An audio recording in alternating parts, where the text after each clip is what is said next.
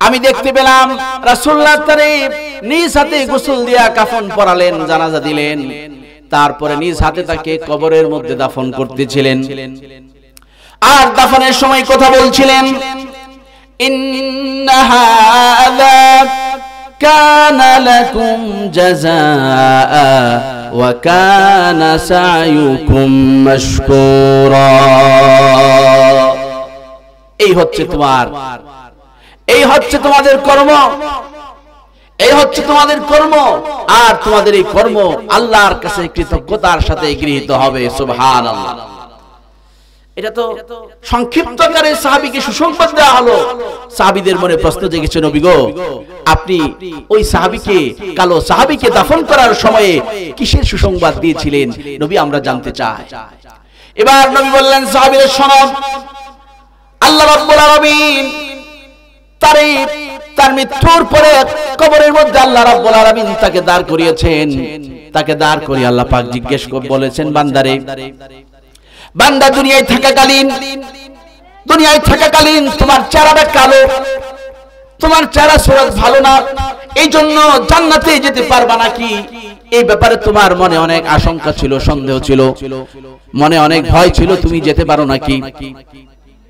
বান্দারে, তুমি যখন আমার কাছে চলে আসছো, হাত্তা লাউ বাইয়িদান্না ওয়াজহাক, বান্দারে তোমার চেহারাটা আমি আল্লাহ পাক আজকে উজ্জ্বল বানায় দেব, সুন্দর করে দেব। আর ওয়ালাউ বাফিয়ান্নাকা মিনাল জান্নাতি হাইসু তাশা, বান্দা জান্নাতের যে জায়গায় তুমি চাও ওই জায়গায় আমি আল্লাহ পাক তোমার বাড়ি নির্মাণ করে দেব। বলেন সুবহানাল্লাহ। প্রিয় ভাই সব, বলতেছিলাম জিবরিল আমিন তিনি বললেন, নবী গো, আমার তো এই এলাকা ধ্বংস করতে বেশি কিছু লাগে নাই, তাহলে আপনারা এবার আন্দাজ করুন এই ফেরেশতার গায়ে কত শক্তি আছে। এরকম 9 জন ফেরেশতাকে আল্লাহ রাব্বুল আলামিন সূর্যের মধ্যে নিয়োজিত করে রেখেছেন। তাদের কাজটা কি? রাসূলুল্লাহ বলেছেন, ইউবারিদুনাহা বিসালজ, তাদের কাজ হচ্ছে তারা বরফ ঢেলে প্রতিদিন সূর্যকে ঠান্ডা করেন। সূর্যের মধ্যে কি ঢালেন? ফেরেশতারা কি ঢালেন? বরফ ঢেলে সূর্যকে প্রতিদিন তারা ঠান্ডা করেন। তারপরে সূর্যের আলোটা পৃথিবীতে আসে। এই সূর্যের আলোতে আমরা কাজকর্ম করি, আমাদের ফসলাদি হয়। যদি ফেরেশতারা তা না করতেন, সূর্যের আলোটা সরাসরি আসতো, আমরা বেঁচে থাকতে পারতাম না। সূর্যের তাপে জ্বলে পড়ে সারখার হয়ে যেতাম, কোনো জীব জন্তু পৃথিবীতে বসবাস করতে পারতো না। আল্লাহ পাক কত দয়া আপনার আমার উপর করেছেন। রাসূলুল্লাহ সাল্লাল্লাহু আলাইহি ওয়াসাল্লাম বললেন, বান্দা তো অনেক নেকি নিয়ে কিয়ামতের দিন হাজির হবে, কিন্তু এই দুনিয়ার জীবনে আল্লাহ বান্দাকে যে নিয়ামত দিয়েছিলেন সবগুলো নিয়ামত সেদিন হাজির হয়ে যাবে। বান্দার আল্লাহর এই নিয়ামতের বিনিময়ে বান্দার নেক আমলগুলো কর্তন হবে, কারণ আল্লাহ দুনিয়ার মধ্যে বান্দারে যে নিয়ামত দিয়েছিলেন এই নিয়ামতের শুকরিয়া তো আদায় করতে হবে, তার বদলা আল্লাহকে দিতে হবে। তার বদলা, তার শুকরিয়া আদায়ের মানে হলো নেক আমল করা। এই নেক আল্লাহর নিয়ামতগুলো হাজির হবে আর বান্দার নেক আমলগুলো কর্তন হবে। এভাবে করে দেখা যাবে বান্দার নেক আমল সব শেষ হয়ে গেছে, কিন্তু আল্লাহর অনেক নিয়ামত রয়ে গেছে, যেই নিয়ামতের শুকরিয়া আদায় এখনো শেষ করা যায় নাই। মানে আপনার টাকা পয়সা সব শেষ, পাওনাদার এখনো বাকি রয়ে গেছে, আরো অনেক পাওনাদার আছে। কথা বুঝতে পারছেন? বিপদ আছে না নাই? ওই হাট থেকে বাজার থেকে আপনি পাওনা পরিশোধ না করে আসতে পারবেন? কিয়ামতের দিন বান্দা নেক আমল নিয়ে হাজির হবে, ওদিক দিয়ে আল্লাহ দুনিয়ার মধ্যে বান্দারা যে নিয়ামত দিছিলেন, সুযোগ সুবিধা দিছিলেন, খাওয়াইছিলেন, পড়াইছিলেন, সেগুলো হাজির হবে। সেগুলো বলবে, আল্লাহ বান্দারে তো আপনি এটা দিছিলেন। তখন তার বদলা স্বরূপ বান্দার নেক আমল কর্তন হয়ে যাবে। ভাইরা আমার, নবী বলছেন দেখা যাবে এক সময় আসবে বান্দার নেক আমল সব শেষ, আল্লাহর নিয়ামতের শুকরিয়া আদায় শেষ হলো না। নবী বলেন, ইল্লা আইয়ালতাফাহুল্লাহু বিরহমাতিহি, তবে হ্যাঁ, আল্লাহ যদি দয়া করে এই বান্দাকে ক্ষমা করেন তাহলে এই বান্দার পক্ষে জান্নাতে যাওয়া সম্ভব, বিপদ থেকে বাঁচা সম্ভব। কারণ হচ্ছে আল্লাহর জান্নাতে যাওয়ার জন্য যেই পরিমাণ নেকের দরকার, সেই পরিমাণ নেক আমল করা আপনার আমার সাধ্যে নাই, সাধ্যে থাকলেও আমরা অনেকে পারি না, ঠিক কিনা বলেন? এই জন্য ভাইরা আমার, নেক আমলের পাশাপাশি আল্লাহর রহমত থেকে নিরাশ হওয়া যাবে না, আল্লাহর রহমতের আশা সর্বদাই করতে হবে ভাইরা আমার। তারপরে রাসূলুল্লাহ সাল্লাল্লাহু আলাইহি ওয়াসাল্লাম এই কথা যখন বললেন, তারপরে জিবরিল আমিন, হযরত জিবরিল আমিন আকাশ থেকে তিনি সূরাতুল ইনসান নিয়ে জমিনে নাজিল হলেন। আপনাদের মনে আছে তো ওই কালো সাহাবী যে নবীর সামনে বসা, সাহাবী বসা, রাসূলুল্লাহর সামনে যখন জিবরিল আমিন এই সূরা নিয়ে নাজিল হলেন, রাসূলুল্লাহ ওই সাহাবীকে এই সূরাটা পাঠ করে শোনালেন। এই সাহাবী যে জান্নাতে যেতে চেয়েছিলেন, নবীর সাথে জান্নাতে থাকতে চেয়েছিলেন, এটা ছিল ওই সাহাবীর মনের আশা, তার মনের আকাঙ্ক্ষা। আর ওই জান্নাতের বিবরণ আল্লাহ পাক এই সূরার মধ্যে তুলে ধরেছেন, বলেন সুবহানাল্লাহ। মানে আপনি যেটা চাচ্ছেন সেটাই এখন হাজির। সাহাবী যে জান্নাতে যেতে চাচ্ছেন, ওই জান্নাতের নিয়ামতের বিবরণ এই সূরার মধ্যে আছে। রাসূলুল্লাহ যখন এই কালো সাহাবীকে এই সূরা শোনালেন, জান্নাতের বিবরণ তাকে দিয়ে দিলেন। এবার ওই হাবশী সাহাবী তিনি বলছেন, ইন্না আইনি লাতারা মা তারা আইনাকা ফিল জান্নাহ। নবী গো, জান্নাতের নিয়ামতগুলো আপনার চোখের সামনে যেমন ধরা দিয়েছে, এখন আমার চোখের সামনেও যেন জান্নাতের নিয়ামতগুলো ধরা দিয়েছে। সুবহানাল্লাহ। সাহাবী বলতে যাচ্ছেন, নবী আপনি যেমন জান্নাতের নিয়ামতগুলো দেখতে পাচ্ছেন, আপনার চোখের সামনে যেমন স্পষ্ট, আমার সামনেও এখন জান্নাতের সেই নিয়ামতগুলো স্পষ্ট। এবার তো আরেক মুসিবত। এবার সাহাবী জান্নাতের বিবরণ শুনে জান্নাতে যাওয়ার জন্য স্থির হয়ে পড়লেন। সাহাবী কাঁদতে শুরু করেছেন, কাঁদতে কাঁদতে ফাফাদাত আইনা, চোখ বেয়ে বেয়ে পানি পড়ছে। এভাবে করে হাত্তা ফাদাত নাফসু, জান্নাতের আশায় সাহাবীর ইন্তেকাল হয়ে গেল। ইন্না লিল্লাহি ওয়া ইন্না ইলাইহি রাজিউন। প্রাণের ভাইরা, এবার রাসূলুল্লাহ সাল্লাল্লাহু আলাইহি ওয়াসাল্লাম ওই সাহাবীকে গোসল দিলেন, কাফন পরালেন, জানাজা দিলেন। হযরত ইবনে ওমর বললেন, আমি দেখতে পেলাম রাসূলুল্লাহ তারে নিজ হাতে গোসল দিয়া কাফন পরালেন, জানাজা দিলেন, তারপরে নিজ হাতে তাকে কবরের মধ্যে দাফন করতেছিলেন। আর দাফনের সময় কথা বলছিলেন, ইন্না হাযা কানা লাকুম জাযাআ ওয়া কানা সায়ুকুম মাশকুরা। এই হচ্ছে তোমাদের কর্ম, এই হচ্ছে তোমাদের কর্ম, আর তোমাদের এই কর্ম আল্লাহর কাছে কৃতজ্ঞতার সাথে গৃহীত হবে। সুবহানাল্লাহ। এটা তো সংক্ষিপ্ত আকারে সাহাবীকে সুসংবাদ দেওয়া হলো। সাহাবীদের মনে প্রশ্ন জেগেছে, নবী গো, আপনি ওই সাহাবীকে, কালো সাহাবীকে দাফন করার সময়ে কিসের সুসংবাদ দিয়েছিলেন? নবী আমরা জানতে চাই। এবার নবী বললেন, সাহাবীরা শোনো, আল্লাহ রাব্বুল আলামিন তার মৃত্যুর পরে কবরের মধ্যে আল্লাহ রাব্বুল আলামিন তাকে দাঁড় করিয়েছেন।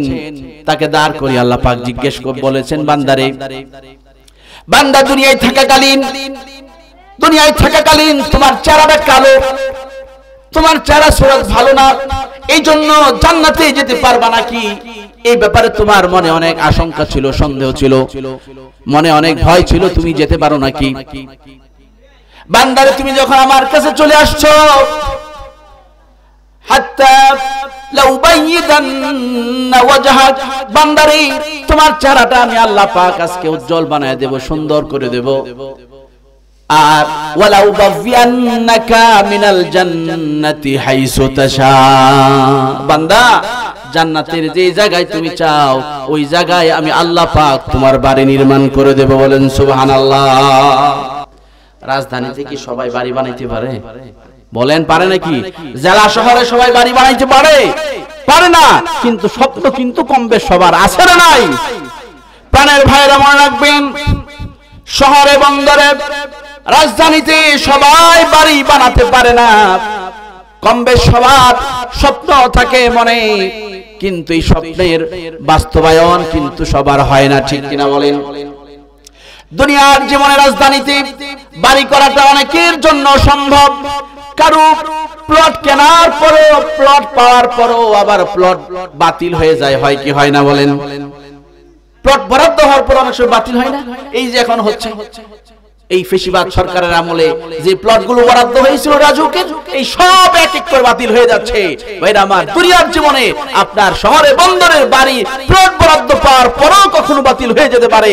ভাইরা আমার, দুনিয়ার জীবনে বাড়িঘর করাটা অনেক কঠিন, কিন্তু পরকালে জান্নাতে বাড়ি করাটা অনেক সহজ। জান্নাতে যদি আপনার জন্য বাড়ি বরাদ্দ হয়ে যায়, আর কোনদিন সেই বরাদ্দ আর বাতিল হবে না। সুবহানাল্লাহ। প্রাণের ভাইরা, এই জন্য বলি, আল্লাহর নেককার বান্দা হওয়ার জন্য, আল্লাহর মুকাররাব নৈকট্যশীল বান্দা হওয়ার জন্য বেশি কিছুর প্রয়োজন নাই। আল্লাহর নৈকট্যশীল বান্দা হওয়ার জন্য শুধু প্রয়োজন একটা সাদা দিলের, সাদা একটা দিলের প্রয়োজন, সফট একটা তার প্রয়োজন।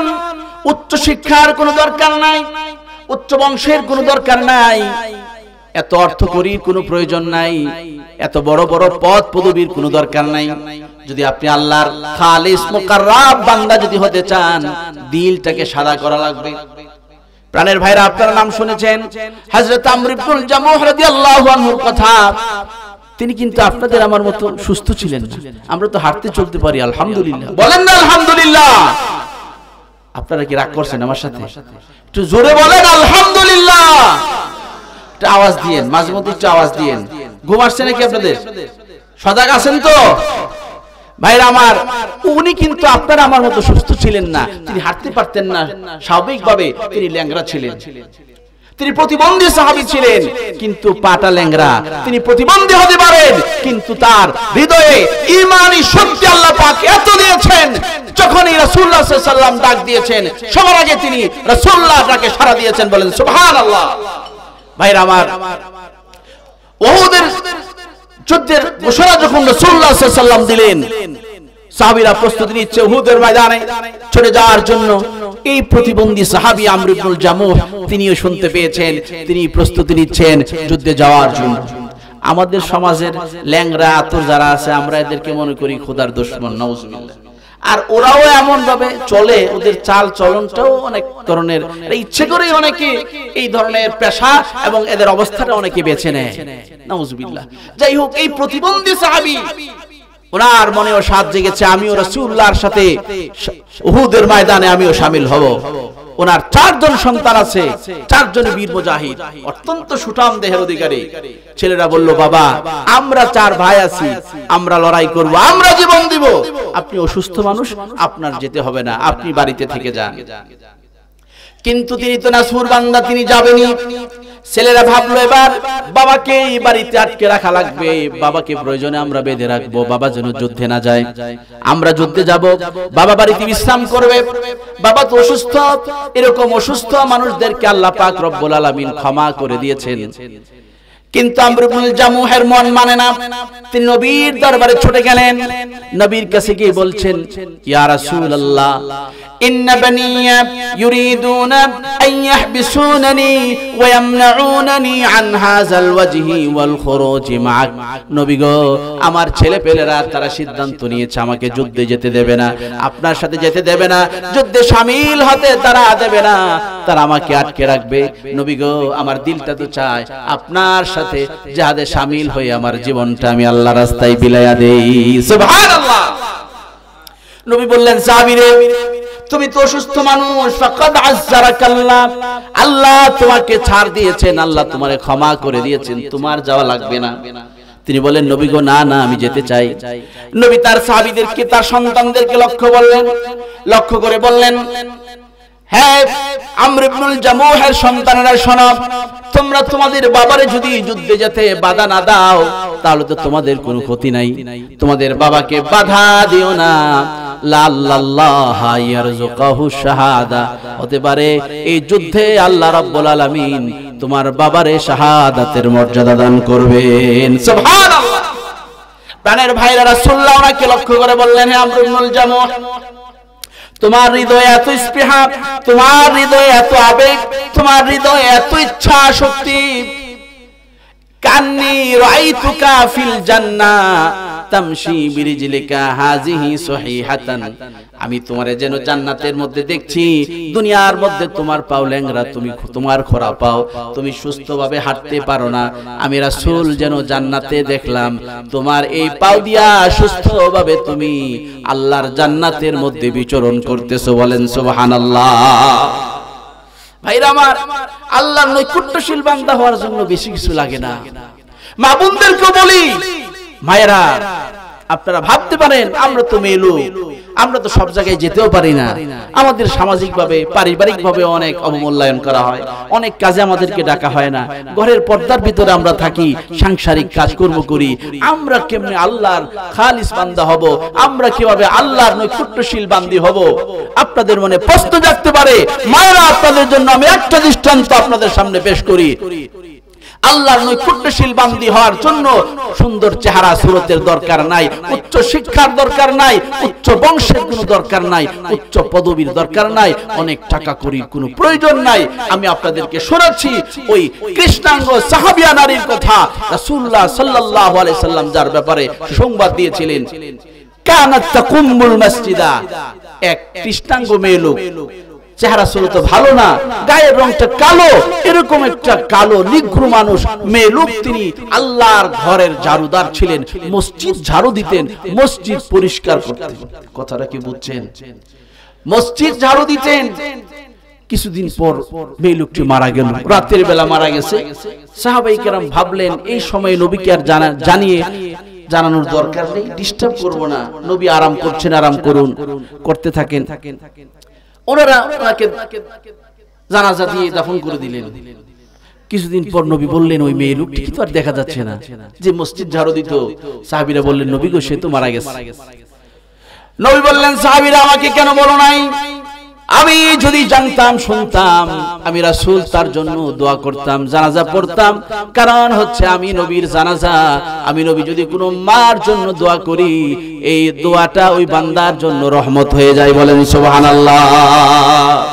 প্রাণের ভাইরা, নবী বললেন, ইন্নী রাআইতুহা ফিল জান্নাহ লিমা কানাত তালকিতুল কাযা মিনাল মসজিদ, আমি রাসূল এই কালো মেয়ে লোকটিকে আল্লাহর জান্নাতের মধ্যে দেখেছি।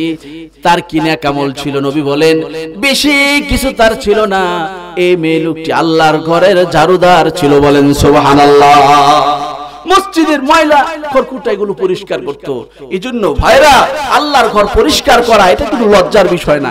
আমরা অনেকে মনে করি আমি তো মসজিদের সভাপতি, আমি তো সেক্রেটারি, আমি তো অনেক বড় অফিসার, আমি মসজিদ ঝাড়ু দিব, আমি কাগজের টুকরোটা এখানে পড়ে আছে আমি সরাই ফেলবো, এটা কিভাবে হয়? এটা আমার ইজ্জতে লাগে, এটা আমার আত্মমর্যাদা বুঝে আঘাত হানে। আমরা অনেকে মনে করি না, আল্লাহর ঘরের খাদেম যারা, তাদের দামে আল্লাহর কাছে বেশি। ঠিক না বলেন? এই জন্য ভাইরা, মসজিদে যাওয়ার পরে যদি দেখেন একটু ময়লা পড়ে আছে, কাউরে না দেখায় পরিষ্কার করে ফেলেন। এই আমলটা যদি আল্লাহর কাছে কবুল হয়ে যায়, হতে পারে এই আমলের ওসিলায় আল্লাহ পাক আপনার জন্য জান্নাত বরাদ্দ করে দিতে পারেন। ঠিক না বলেন? এই জন্য ভাইরা, এগুলোকে আমরা ছোট মনে না করি। ভাইরা আমার, বলতেছিলাম, তাহলে আল্লাহর নৈকট্যশীল বান্দা হওয়ার জন্য দিলটা সাফ করার প্রয়োজন। ভাইরা আমার, আল্লাহ রাব্বুল আলামিন এই সূরার মধ্যে বলছেন, হাল আতা আলাল ইনসানি হিনুম মিনাদ দাহরি লাম ইয়াকুন শাইআম মাযকুরা। আল্লাহ বলছেন, মানুষের জীবনে কি এরকম একটি সময় আসে নাই যখন সে উল্লেখযোগ্য বস্তু হিসাবে পরিগণিত ছিল না, যখন তার কোনো নামগন্ধ ছিল না, তার কেউ চিনত না, জানতো না, বুঝতো না, তার কোনো পরিচয় ছিল না, তার কোনো পদবি ছিল না। ঠিক কিনা বলেন? আপনারা যে আজকে মুরব্বী, আপনাদের কি বলি, আপনারা কি 20-30 বছর আগে এরকম সাদা দাড়িওয়ালা ছিলেন? আপনারা মুরব্বী ছিলেন? বলেন, মনে হয় ছিলেন। আওয়াজ করে বলেন না। আজকে যারা যুবক ভাইরা, আপনারাও 20 বছর আগে যুবক ছিলেন না। আজকে যারা কিশোর, তারাও কয়েক বছর আগে কিশোর ছিল না। আজকে যারা কিশোর, তারাও কয়েক বছর আগে ল্যাংটা হয়ে দৌড়াদৌড়ি লাফালাফি করতো। ঠিক কিনা বলেন? আর আজকে যারা লাফালাফি করছে, দৌড়াদৌড়ি করছে, গায়ে কাপড় নাই, পোশাক নাই, তারাও কিছুদিন পূর্বে মায়ের গর্ভে ছিল। ঠিক কিনা বলেন? আল্লাহ তাআলা মানুষকে তার একটা অতীতের কথা স্মরণ করাচ্ছেন। আল্লাহ তাআলা বলছেন মানুষের জীবনে কি এমন সময়টা আসে নাই যখন তার কোনো পরিচয় ছিল না, সে উল্লেখযোগ্য বস্তু হিসাবে পরিগণিত ছিল না, তারা কেউ চিনতো না, জানতো না, বুঝতো না। ভাইরা আমার, আমরা যদি এভাবে করে সামনে এগোতে থাকি দেখা যাবে আমরা ছিলাম আমাদের মায়ের পেটে, ওনারা পর্যায়ক্রমে আমাদের আদি পিতা এবং আদি মাতা ওনাদের থেকে ওনারা সৃষ্টি হয়ে আসছেন। আর একটু সামনে যদি অগ্রসর হই তাহলে আমাদের আদি মাতা তিনি আসছেন থেকে, তিনি আদি পিতার বাম পাজরের হাড় থেকে সৃষ্টি হয়েছেন। যদি আমরা জিজ্ঞাসা করি আদি পিতা তিনি আসছেন থেকে, তখন বলা হবে যে উনাকে আল্লাহ পাক সরাসরি মাটি থেকে সৃষ্টি করেছেন। আদি পিতাকে আল্লাহ রাব্বুল আলামিন 60 প্রকারের মাটি দিয়ে সৃষ্টি করেছেন। জমিন থেকে এক মুষ্টি মাটি নেওয়া হয়েছে, যে এক মুঠ মাটির মধ্যে 60 প্রকারের মাটি ছিল। কয় প্রকারের? 60 প্রকারের মাটির 60 প্রকারের বৈশিষ্ট্য। এই জন্য আদম সন্তানের গায়ের রং এক একজনের এক এক রকম, কারণ যার মধ্যে যেই রকমের মাটি আছে, মাটির উপাদান আছে, তার গায়ের রং তেমন। ঠিক কিনা বলেন? কারো গায়ের রং সাদা, কারো কালা, কারো হলুদ, এক একজন এক এক রকম। মাটির কালারও এক এক রকম, মানুষের স্বভাব এক একজনের এক এক রকম। তেমনি ভাবে মাটিরও স্বভাবের মধ্যে ভিন্নতা আছে না নাই? কোন মাটি শক্ত, কোনটা নরম, আবার কোনটা আরো বেশি শক্ত পাথরের মতো, কোনটা মাঝামাঝি, কোনটা স্যাঁতস্যাঁতে, বেশ কম আছে না নাই? মাটির মধ্যে যেমন ব্যবধান, মাটির তৈরি আদম সন্তানের মধ্যে ব্যবধান আছে না নাই বলেন? আছে। প্রাণের ভাইয়ের আল্লাহ রাব্বুল আলামিন আদি পিতা আদম আলাইহিস সালামকে মাটি থেকে সৃষ্টি করেছেন। আপনাদের মনে প্রশ্ন জাগবে, তাহলে মাটি এর আগে কি ছিল? যদি আমরা সামনে অগ্রসর হই দেখা যাবে এই পৃথিবীতে মাটিও এক সময় ছিল না। কি ছিল? তাহলে বেরিয়ে আসবে ছিল পানি। তাফসীরের কিতাবের মধ্যে আসছে মাটির আগে ছিল পানি, গোটা পৃথিবী পানিতে ভরপুর ছিল। আজকে আমরা যে জমিনে মাটিতে বসবাস করছি এটা হচ্ছে গোটা পৃথিবীর 3 ভাগের 1 ভাগ, আর বাকি 2 ভাগই হচ্ছে পানি। জলাশয়ে গোটা পৃথিবী পূর্ণ। ভাইরা আমার, তাহলে মাটির আগে ছিল পানি, এই পানির মধ্যে আল্লাহ রাব্বুল আলামিন মাটি সৃষ্টি করেছেন, সেই মাটি থেকে মানব আল্লাহ রাব্বুল আলামিন সৃষ্টি করেছেন। তাহলে কি দাঁড়ালো? মাটির পূর্বে আমাদের চূড়ান্ত মূল ছিল পানি। ঠিক কিনা বলেন? এই জন্য আল্লাহ রাব্বুল আলামিন বলছেন ওয়াজআলনা মিনাল মাই কুল্লা শাইইন হাইন। আল্লাহ বলছেন আমি পানি থেকে প্রত্যেক প্রাণশীল বস্তুকে সৃষ্টি করেছি। সুবহানাল্লাহ। এই জন্য পানির অপর নাম জীবন। ঠিক কিনা বলেন? পানি ছাড়া কোনো জীবন বাঁচে না। ভাইরা আমার, এইভাবে করে আমরা কিছুই ছিলাম না, আল্লাহ পাক আমাদেরকে সৃষ্টি করেছেন। আল্লাহ তাআলা আমাদেরকে অতীতের কথা স্মরণ করিয়ে দিচ্ছেন। কেন? কারণ অতীত যারা ভুলে যায় ধ্বংস তাদের জন্য অনিবার্য। ধ্বংস তারাই হয়েছে যারা অতীত ভুলে গেছে। আমি নিজে কি ছিলাম আগে, এটা আমি যখন ভুলে যাব তখন আমি ধ্বংসের পথে হাঁটবো। ঠিক কিনা বলেন?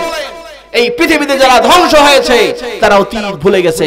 আল্লাহ পাক কোরআনের জায়গায় জায়গায় মানুষকে তার অতীতের কথা স্মরণ করিয়ে দিচ্ছেন। মানুষ, তুমি তো কিছুই ছিলে না, এখন এত বড় অহংকার, তোমার এত প্রভাব, এত প্রতিপত্তি, আমার একটা সেজদা দিতে তোমার ভালো লাগে না? কি ছিলা তুমি? তোমার অস্তিত্ব কি ছিল এটা কি তুমি জানো? ভাইরা আমার, এই জন্য নিজের অস্তিত্বের কথা, অতীতের কথা ভুলে গেলে চলবে না। অতীত থেকে আমাদেরকে শিক্ষা নিতে হবে। ভাইরা আমার, কারণ অতীতে যারা অহংকার করেছে, আল্লাহর অবাধ্যতা করেছে, আল্লাহ তাদেরকে ধ্বংস করে দিয়েছেন। ভাইরা আমার, আমি বলতে চাই যারা আগামীতে রাষ্ট্র পরিচালনার স্বপ্ন যারা দেখেন, দেশ চালানোর স্বপ্ন যারা দেখেন, অতীত থেকে শিক্ষা নিতে হবে। অতীত থেকে শিক্ষা নিতে হবে। তাদের পথেও যদি আপনারা হাঁটেন, তাদের যে পরিণতি হয়েছে আপনাদেরও সেই পরিণতি হবে। ঠিক কি বলেন? এই জন্য ভাইরা আমার, অতীত থেকে শিক্ষা না লাগবে। ভাইরা আমার, আল্লাহ তাআলা মানুষকে তার এই অতীতের কথাই স্মরণ করাচ্ছেন। লাম ইয়াকুন শাইআম মাযকুরা, সে কি উল্লেখযোগ্য বস্তু হিসাবে পরিগণিত ছিল না, এরকম একটা সময় কি তার আসে না? আল্লাহ রাব্বুল আলামিন বলছেন ইন্না খালাকনাল ইনসানা মিন নুতফাতিন আমশাজ। আল্লাহ বলছেন আমি মানুষকে মিশ্রিত শুক্রাণু থেকে সৃষ্টি করেছি। মানে বাবা মায়ের সম্মিলিত প্রচেষ্টায় আমি মানুষকে সৃষ্টি করেছি। ভাইরা আমার, তাহলে এই পৃথিবীতে আমরা আসতে পারলাম আমাদের বাবা মায়ের মাধ্যমে, ঠিক কিনা বলেন? এই বাবা মা হচ্ছে আমাদের মাধ্যম। বাবা মায়ের মধ্যে আল্লাহ রাব্বুল আলামিন ভালোবাসা সৃষ্টি করে দিয়েছেন, এই কারণেই আমরা আসতে পেরেছি। ভাইরা আমার, মুসলমানের সারাটা জীবন ভালোবাসা, মুসলমানের জন্মই হয়েছে ভালোবাসা দিয়ে, ঠিক কিনা বলেন? যদি আপনার আমার মা বাবার মধ্যে ভালোবাসা না থাকতো, আপনি আমি আসতে পারতাম? বলেন পারতাম? অসম্ভব ছিল। ভাইরা আমার, অতএব মুসলমানের সারাটা জীবন ভালোবাসার, জন্মটাই ভালোবাসার উপরে। অতএব মুসলমানদের বছরে একদিন এই 14 ফেব্রুয়ারি অতিবাহিত হলো। এই দিনে ভালোবাসার নামে নাটক করার কোনো দরকার নাই, ঠিক কিনা বলেন? এই ভালোবাসার নামে 14 ফেব্রুয়ারিতে ভালোবাসার নামে নাটক তারা করবে, ওই সকল অমুসলিমরা করবে যাদের জীবনে ভালোবাসা নাই, ঠিক কিনা বলেন? আপনি খুঁজে দেখেন, বাস্তবেই তাদের ভালোবাসা নাই। তারা স্বামী স্ত্রী হিসাবে একসাথে চলে, একই বিছানায় ঘুমায়, একই বাসায় থাকে, কিন্তু তাদের দুইজনের দিল দুইটা আলাদা, আত্মা দুইটা আলাদা। একই বিছানায় ঘুমাচ্ছে, একই ছাদের নিচে তারা থাকছে, কিন্তু তাদের সব কিছু আলাদা আলাদা, চাল চলন লেনদেন সব আলাদা। স্বামী তার স্ত্রী থেকে টাকা পয়সা ধার নিয়ে চলে, প্রয়োজন লাগলে তার বাসা ভাড়া সে নিজে দেয়, তার খরচ তার বিল সে পরিশোধ করে, তার মদের টাকা সে নিজে দেয়, টাকা না থাকলে বিবির কাছ থেকে ধার নেয়, আবার বিবির না থাকলে স্বামীর কাছ থেকে ধার নিয়ে চলে। এই হচ্ছে মুসলিমদের জীবন ব্যবস্থা, মুসলমানদের জীবন ব্যবস্থা। তাদের দাম্পত্য জীবন আল্লাহ কত সুন্দর করে দিয়েছেন। স্বামী স্ত্রীর মধ্যে বিয়ে হয়ে গেল, আর স্ত্রীর সম্পূর্ণ দায়িত্ব, আমরণ তার ভরণ পোষণের দায়িত্ব আল্লাহ রাব্বুল আলামিন স্বামীর কাঁধে তুলে দিয়েছেন, ঠিক কিনা বলেন? আর স্বামীর সেবা যত্ন, তার সন্তান প্রতিপালন, বাসাবাড়ি ঘরদোর, স্বামীর সম্পদ দেখে শুনে রাখার দায়িত্বটুকু আল্লাহ পাক স্ত্রীর কাঁধে দিয়েছেন। বলেন সুবহানাল্লাহ। কি যে একটা সুন্দর, কি যে একটা সুন্দর একটা সম্পর্ক। এই হচ্ছে রাসূলুল্লাহ সাল্লাল্লাহু আলাইহি ওয়াসাল্লামের আদর্শ। যাই হোক ভাইরা আমার, তাহলে এই পৃথিবীতে আমরা আসতে পারলাম বাবা মায়ের মাধ্যমে। অতএব যুবক ভাইরা, এই বাবা মায়ের কথা ভুলে গেলে চলবে না। যুবক ভাইরা, মনে রাখতে হবে, তোমার আমার পেটে যদি ছোট একটা পাথর হয়ে যায়, এই পাথরের ব্যথায় তুমি আমি সইতে পারি না, ঠিক কিনা বলেন? অপারেশন করা লাগে কিনা বলেন?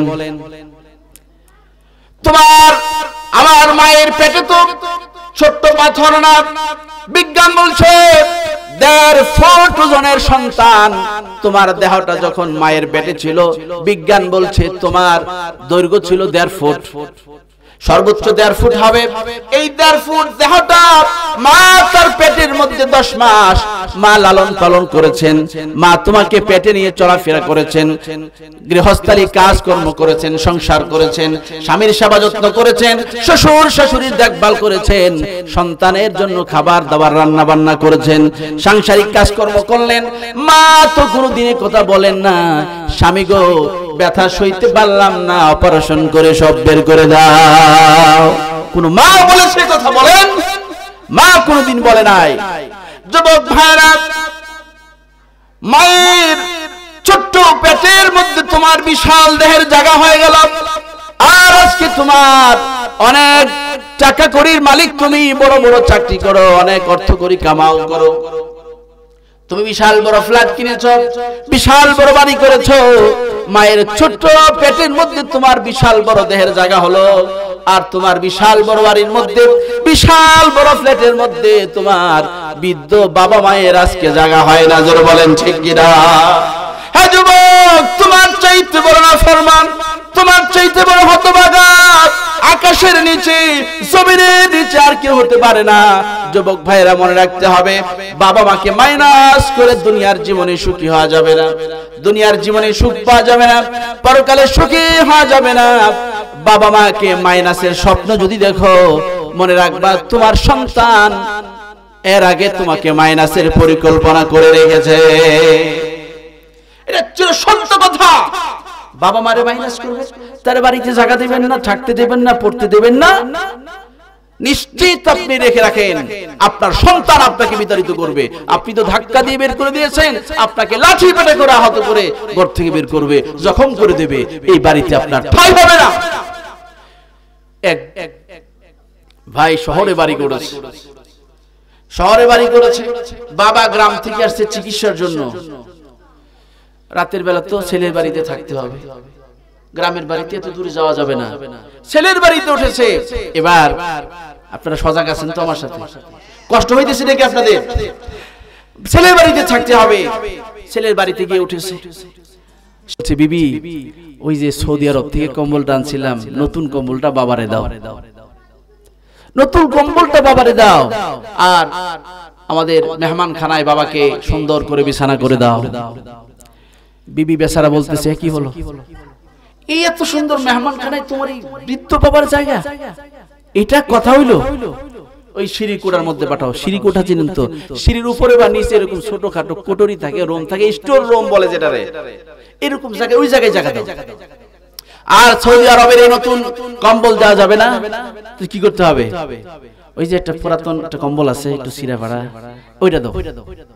স্বামী বেচারা খুব বিচক্ষণ মানুষ, চালাক মানুষ, তিনি বিবির শান্ত মাথায় বললেন, বিবি তোমার সাথে আমি একমত, তবে এই সিঁড়ি কোটা বাবারে পুরো টাকা দেওয়া যাবে না, আর এই ছেঁড়া কম্বলটা পুরাটা বাবারে দেওয়া যাবে না, অর্ধেক দিতে হবে। বিবি বলতেছে, পুরাটা দিলে সমস্যা কি?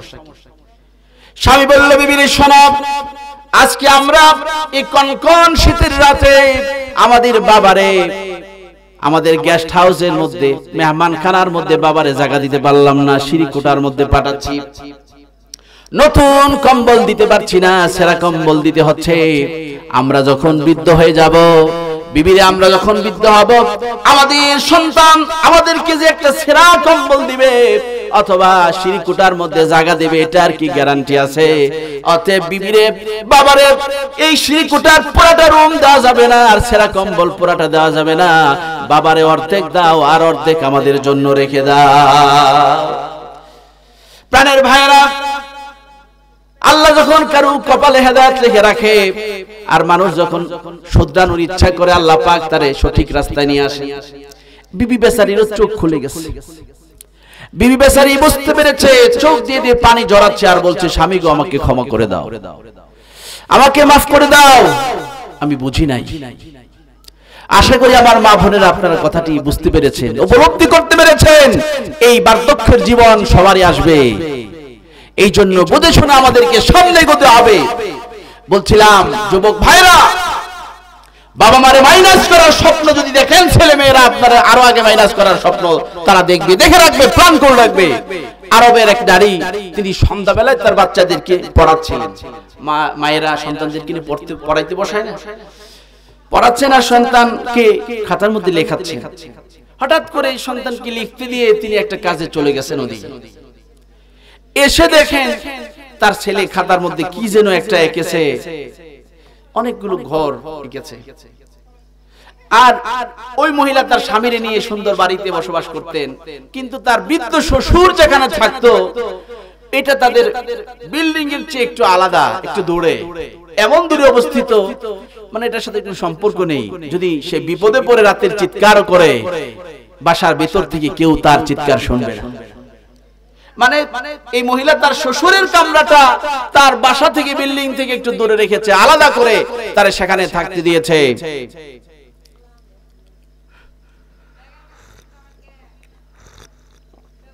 এবার মহিলা কাজ সেরে যখন এসে দেখলো ছেলে কি যেন এঁকেছে খাতার মধ্যে, মা দেখে জিজ্ঞাসা করলো, বাবা তুমি কি লিখেছো খাতায়?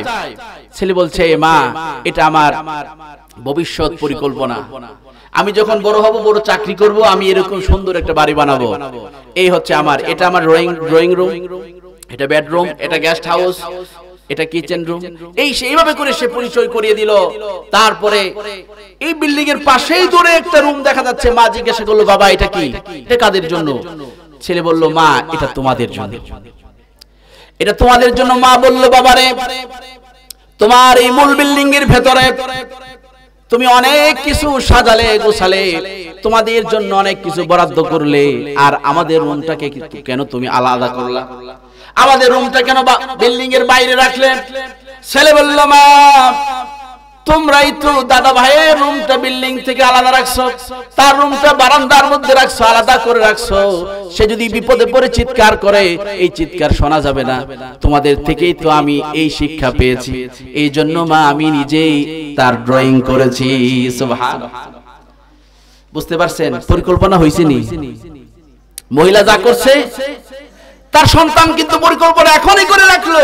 এই জন্য যুবক ভাইরা, যুবতী বোনেরা, একটু আমাদেরকে সচেতন হইতে হবে, একটু সচেতন হয়ে আমাদের চলতে হবে। এই জীবন একদিন সবারই শেষ হয়ে যাবে। যাই হোক ভাইরা আমার, তাহলে এই দুনিয়ায় আসার মাধ্যম হলো আমাদের বাবা আর মা, তাদেরকে ভুলে গেলে চলবে না। ভাইরা আমার, আল্লাহ রাব্বুল আলামিন বলছেন, আমি তাদেরকে বাবা মায়ের সম্মিলিত প্রচেষ্টায় আমি তাদেরকে মিশ্রিত শুকরাণু থেকে আমি আল্লাহ রাব্বুল আলামিন সৃষ্টি করেছি। ভাইরা আমার, সন্তান যখন মায়ের পেটে ছিল তখন আল্লাহ রাব্বুল আলামিন সেখানে খাবারের ব্যবস্থা করেছেন, খাবার দাবারের ব্যবস্থা করেছেন। মায়ের রক্তনালীর সম্পর্ক সন্তানের নাভির সাথে করে দিয়েছেন, সেদিক দিয়ে খাবারের ব্যবস্থা হয়েছে। মুখটুকু আল্লাহ রাব্বুল আলামিন খালি রেখেছেন। যদি এই রক্তনালী সম্পর্ক মুখে করতেন, মুখের সাথে যুক্ত করতেন, রক্ত দিয়ে সন্তানের মুখটা নাপাক হয়ে যেত। আল্লাহ রাব্বুল আলামিন মুখটুকু পবিত্র রেখেছেন, যাতে করে দুনিয়ায় আসার পর আল্লাহর এই বান্দা আল্লাহর দেওয়া পবিত্র মুখ দিয়া আল্লাহর নামের জিকির করতে পারে। বলেন সুবহানাল্লাহ। ভাইরা আমার, আল্লাহ রাব্বুল আলামিন বলেন, বান্দা ফালা লাকা সিন্নুন তাকতা, তোমার আমি এমন ভাবে বানালাম তোমার কোনো দাঁত ছিল না যে দাঁত দিয়ে তুমি কাটবা। ফালা লাকা ইয়াদুন তাবতিশ, ধরার মতো ছোঁয়ার মতো তোমার কোনো হাত ছিল না, কখনো হাত থাকলো হাতে কোনো শক্তি ছিল না। ফালা লাকা আইনুন তানজুর, বান্দারে দেখার মতো তোমার কোনো চোখ ছিল না, দৃষ্টি শক্তি তোমার ছিল না। ফালা লাকা উদুনুন তাসমা, শোনার মতো তোমার কোনো কান ছিল না। বান্দারে ফালা লাকা রিজুলুন তামশি, বান্দা হাঁটার মতো তোমার কোনো পাও ছিল না, এক সময় পাও থাকলে তুমি হাঁটতে পারতে না। ফালা লাকা আকলুন তুমাইয়িজ, বান্দা তোমার কোনো এমন বিবেক ছিল না যে বিবেক দিয়ে তুমি ভালো মন্দের মধ্যে পরখ করবা, সত্য মিথ্যার মধ্যে পরখ করবা। এই যোগ্যতা, এই জ্ঞান তোমার ছিল না, আমি আল্লাহ তোমাকে দিয়েছি। প্রাণের ভাইরা, অতএব আল্লাহর এই সৃষ্টির কদর আমরা করি, আল্লাহর এই নিয়ামতের শুকরিয়া আমরা আদায় করি। ভাইরা আমার, এই কান দিয়া কত গায়ক নায়কের গান আমরা শুনি, এই পাও দিয়া আমরা কত দূর হেঁটে যাই যাত্রাপালা দেখার জন্য, গান শোনার জন্য। কত মানুষ নদী সাঁতার কেটে চলে যায় গান শোনার জন্য, যাত্রা দেখার জন্য। এরকম মানুষ আছে না নাই?